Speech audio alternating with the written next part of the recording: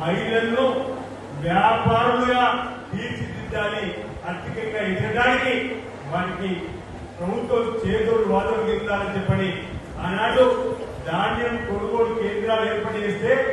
గ్రామాల్లో ఇచ్చింది మన మహిళా సంఘాలకు వ్యాపారం చేస్తూ ఆర్థికంగా ఎదగాలి, ఈరోజు ఇంట్లో చేదోడు వాదనలు ఇవ్వాలని చెప్పని మొదలు పెట్టినటువంటి ఈ యజ్ఞం ఈరోజు గౌరవ ముఖ్యమంత్రి శ్రీ రేవంత్ రెడ్డి గారు పదవి బాధ్యత స్వీకరించిన తర్వాత మహిళా తల్లులకు సంబంధించి మరింత గౌరవాన్ని ఇన్వెంటిఫై విధంగా ఈ 5 సంవత్సరాల్లో 1,00,00,000 లక్షలు 1,00,00,000 మంది మహిళలకు ఇవ్వాల్సిందే మహిళా తల్లు కోటీశ్వరంలో మార్చాలని చెప్పండి. మొదటి సంవత్సరంలో 20,650 కోట్లు ఈ తెలంగాణ ప్రభుత్వం బడ్జెట్ పెట్టుకుని 20,000 కోట్లు అయితే మరో 650 కోట్లు ఎక్కువైనా ఇచ్చి వెచ్చించి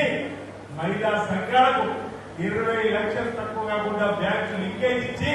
మీరు సకాలంలో కట్టుకుంటే వాటికి వచ్చినటువంటి వ్యక్తి తిరిగి ఇచ్చే కార్యక్రమం గతంలో 3 సార్లు కూడా గత ప్రభుత్వం పట్టించుకోకుండా మనం వచ్చిన తర్వాత సకాలంలో చెల్లించి వర్తించే కార్యక్రమం చేస్తూ ఇప్పుడే కలెక్టర్ గారు చెప్పినట్టుగా 1,46,19,000 రూపాయలు ఈ రోజు మీ ఖాతాలలో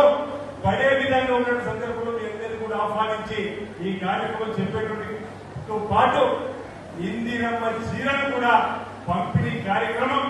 ఈ రోజుకి ప్రారంభమైందని చెప్పండి. ఆత్మ గౌరవాన్ని పెంపొందించేటువంటి సెల్ఫ్ రెస్పెక్ట్ కల్పించే విధంగా మహిళలను ముందుకు తీసుకొని చెప్పండి. ఈ ఇందిరమ్మ రాజ్యంలో ముఖ్యమంత్రి శ్రీ రేవంత్ రెడ్డి గారి నాయకత్వంలో జరుగుతున్నటువంటి అంశాలను చర్చించుకోవడానికి కూడా ఉపయోగపడే విధంగా ఈ రోజు అందరూ కూడా రావడం జరిగింది.